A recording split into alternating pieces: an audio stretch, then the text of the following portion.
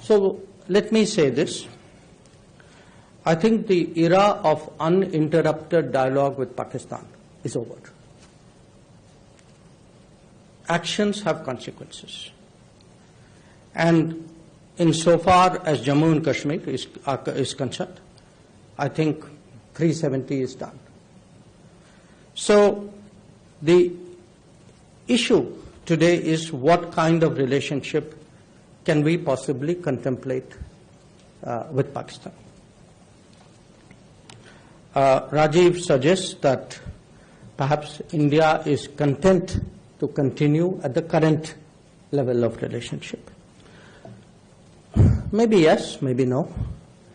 What I do want to say is we are not passive, and whether events take a positive or a negative direction, either way we will react to it.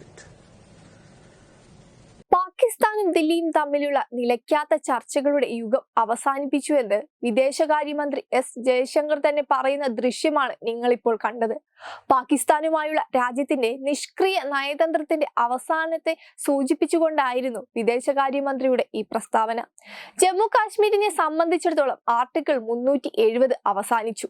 പാകിസ്ഥാനുമായുള്ള നിലയ്ക്കാത്ത ചർച്ചകളുടെയും സംവാദങ്ങളുടെയും യുഗം അവസാനിച്ചുവെന്നും അദ്ദേഹം വ്യക്തമാക്കുന്നുണ്ട്. ദില്ലിയിൽ ഒരു പുസ്തക പ്രകാശന ചടങ്ങിൽ സംസാരിക്കുകയായിരുന്നു അദ്ദേഹം. പാകിസ്ഥാൻ അപ്പോൺസോഡ് ഭീകരതയെ സൂചിപ്പിച്ചുകൊണ്ട് നടപടികൾക്ക് അനന്തരഫലം ഉണ്ടാകുമെന്നും ജയശങ്കർ പറഞ്ഞു. ഭീകരതയും ചർച്ചകളും ഒരുമിച്ച് പോകാനാവില്ലെന്ന ഇന്ത്യയുടെ നയം അദ്ദേഹം ആവർത്തിക്കുകയും ചെയ്തു.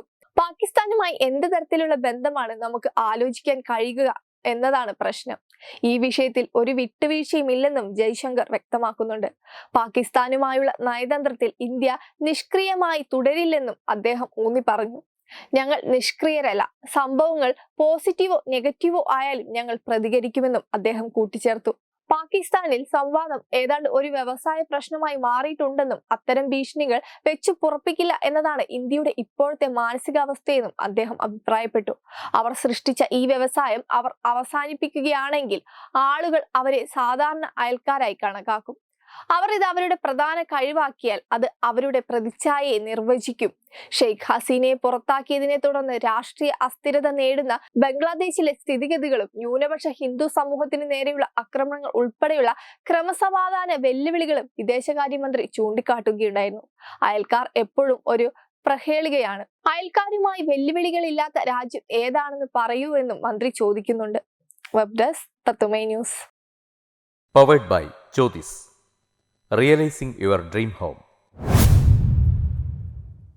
Our ongoing luxury apartments projects are Crown near Karivattam, The Square near UST Global, White Manor near Achigal Ambalathra, and Evergreens Luxury Villas near Tirumala.